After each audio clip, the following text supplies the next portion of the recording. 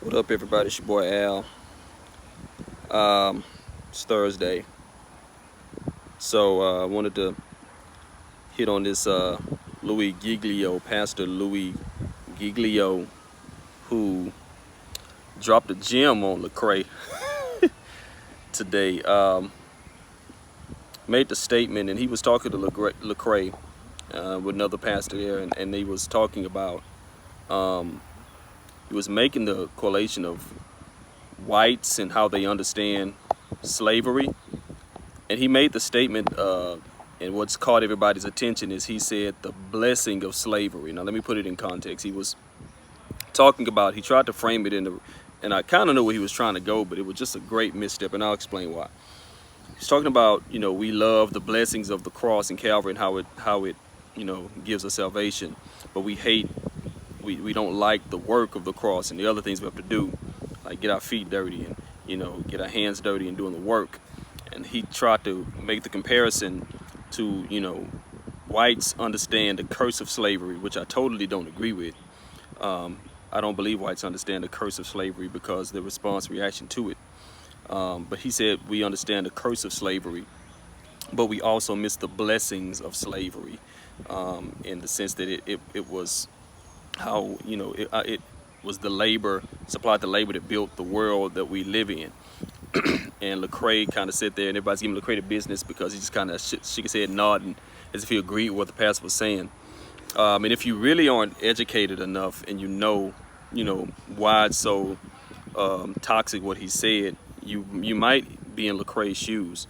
A lot of people looked at the video, and at first glance, I heard it, and I don't think he meant any ill will in his statement. I just think he's ill informed, and I think he has the mindset of most white evangelicals when it comes to not just slavery, but historically anything that's going in their favor.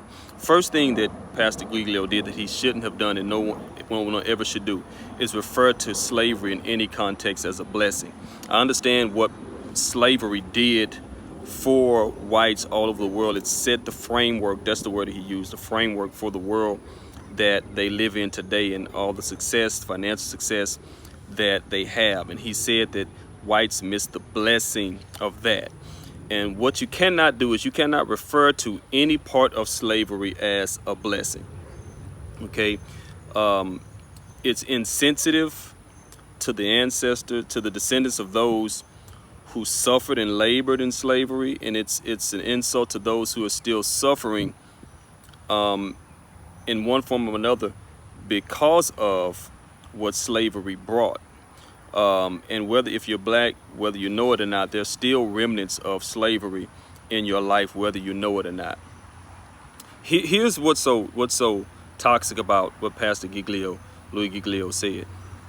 Referring to slavery as a blessing in the sense of what it brought for whites is part of the problem with white evangelicals when it comes to their relationship with the Lord.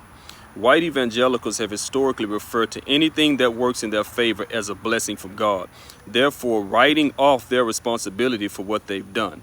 Going all the way back to Constantine, who declared himself a Christian not because he was saved or he saw what he said, he saw this great vision, but it was because he saw something that could work in his favor. And from that point, white Anglo-Saxons have been using the Lord and the name Jesus Christ to progress their efforts. And anytime there's something that goes in their favor, they say it was done in the name of the Lord, or it was a blessing from God. And that is absolutely toxic, because what you do is you write off every heinous act that you commit off to God's will or God being on your side. Just look at the holiday we have called Thanksgiving. It was to celebrate the slaughter of thousands of Native Americans, and they gave thanks for their victory over the slaughter of thousands of Indians. And that is what is wrong. That's the problem. They looked at their victory as a blessing. They wrote off the deaths. They wrote off the children. They wrote off the women that were killed. They wrote off all that. And they simply called it a blessing and something to sit down and give thanks to the Lord for, because of what it did in their favor.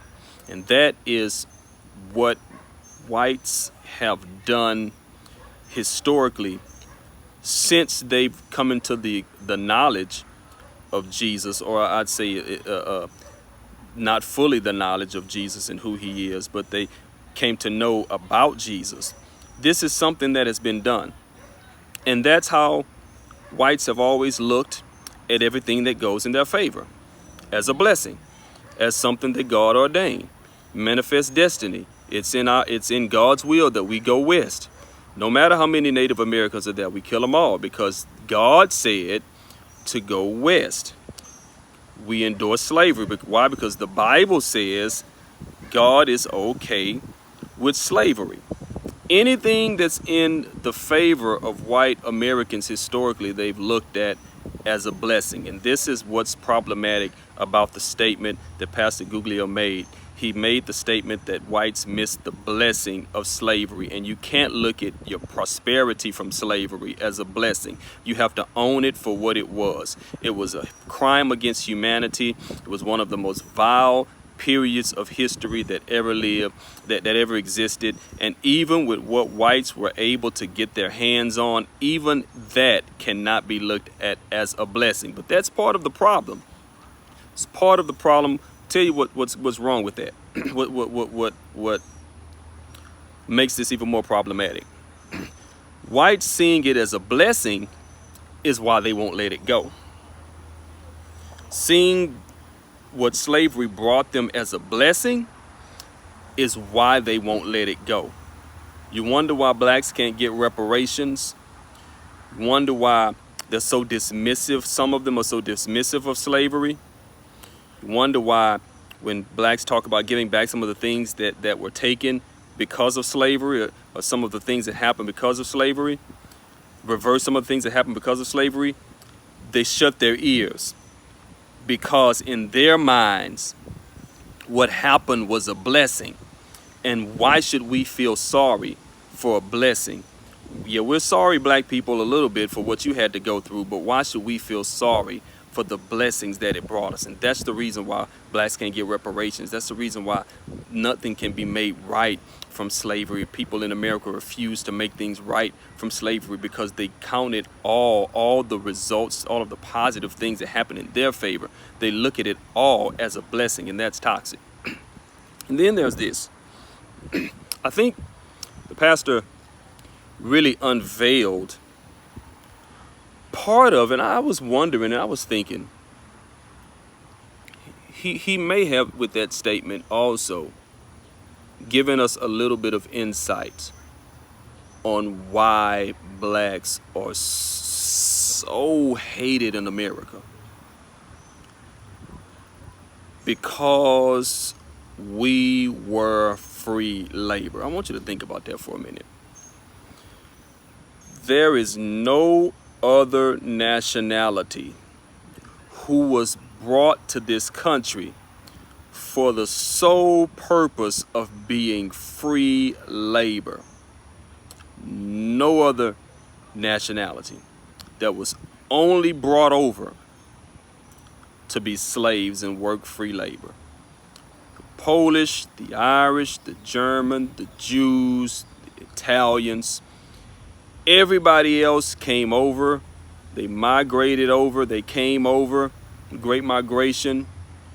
They came over on ships, what have you. A lot of them can tell their stories about how their great-grandpa Louie or their great-grandma came over to start a new life, looking for better opportunity. That's great. Guess who's the only nationality who was brought over? Because we know the Native Americans who are already here have a horrific story of their own. But guess the only nationality of people that cannot talk about how their forefathers came here looking for a better opportunity?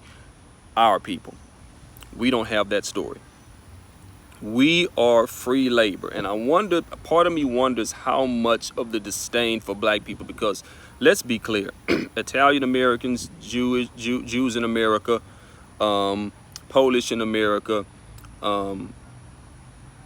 even Hispanics in America don't get the kind of disdain that black people do. Like I remember when I was living in Dallas straight out of college, right? And we were at this party. It was near a college campus. I can't remember if it was TCU or SMU. I can't remember. But it was a melting pot of people there. You had whites, you had Asians, you had Hispanics, all kind of kids at this party. And what I noticed was that when myself and a couple of other black guys who I worked with in Dallas walked in, everybody, no matter what race they were, all stopped and froze and looked at us like, what are y'all doing here? Like, it's okay for the Asians to be here. It's okay for the Hispanics to be here. It's okay for the whites to be here. But what are you black guys doing here? Like, it's like we were looked at with such disdain. And even to this day, nobody gets the disdain in America that African Americans get. And I wonder if the statement that the pastor made shed light on why that is. Maybe we're looked at the way we are in America because America still looks at us as free labor. Maybe they look at us because we're the only people in this country who are not serving our purpose. Sure, everybody else was brought over to provide, to add to America and to make America greater. Not us. We were the free labor who was supplying a blessing for whites. I mean, there has to be something. There has to be something to that. I mean, why else would white people be losing their absolute minds over Black Lives Matter protest? Like to the point where they can't even keep their jobs. Like, if you tell me, like, okay, my brother, growing up, my brother was 6 years younger than me, right? And I got my butt whooped a lot. You know, my brother, it's a lot of butt whoopings my brother didn't take, right? Because he saw me get my butt whooped. He said, ooh, I better not do that because my big brother got whooped for it. So when I get at that age, I'm not going to do that. So, like, he knew not to do stuff because he saw me do it and get punished for it. So if I see you go on video, make a bunch of statements, negative statements about black people, or confront black people in public where you're not supposed to confront black people, or try to get black people to leave, or try to get black people to do this, or ask black people, what are you doing here? What are you doing in this neighborhood? Why are you jogging here? What are you doing here? I'm in this store. I don't like this black person. I don't like that black person.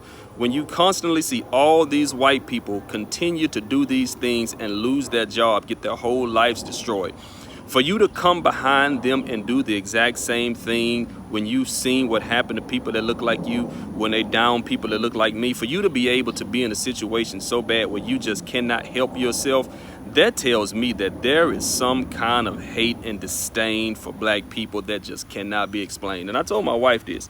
I said, you know, when I get to heaven and I see Jesus, I'm only going to have one question for him. Why they hate us so much? What is it about us that draws so much hate and disdain that they can't even keep their jobs? Like, you can't just, if you don't like black people, like, stay out the camera. If you see a black man and you're in a fancy white neighborhood and you see a black guy running next to you, or he's jogging, or he's in the grocery store, and you want to go over and ask him what's he doing in that grocery store because he looks like he doesn't look like he could afford to live in this neighborhood, like, just don't do it. Like, do you have, you know, what they call in church the can't help it's, where you just can't help yourself? You just have to ask that black guy what is he doing in his neighborhood, right?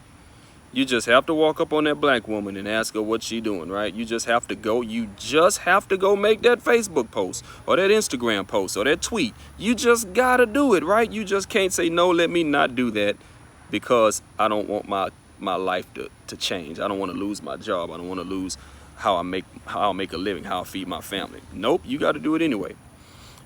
And there must be something powerful behind the racism that people have against black people. Must be something powerful about the racism people have against black people, where Sammy Sosa, and I'm watching this Mom McGuire Sammy Sosa documentary, where Sammy Sosa, who was one of the richest, most successful athletes who ever lived, you know, dismissed, you know, removed from the steroid thing. But you have it all, and having it all and being as beloved as you are, looking the way you looked, and people loved you just the way you were. You go and totally bleach your skin where you look like Michael Jackson. Like, what was said to this man throughout his life that made him feel so bad about being black that he had to go and change everything? And Sammy Sosa's Dominican, and I hear in Latino countries it's even worse for black people or people of color. But I think the pastor shed some light with his comments. The blessing of slavery, whites miss that. I mean, he snitched on white people. That they miss what they perceive as the blessings that having Negroes work for them for free brought them. But I need white people to understand there's no part of slavery that was a blessing. I don't care what your family got from it. I don't care how great it built up this nation or this world. There is no blessing from that. That was not endorsed or ordained by God. It was a sin, and America needs to own it. Don't forget to subscribe. If you disagree with me or you agree with me, tell me how you feel in the comments about what the pastor said, about this whole racism thing in general. What do you think it is that makes people so racist against us? Subscribe, click the likes, tell a friend. I'll see you soon. Peace.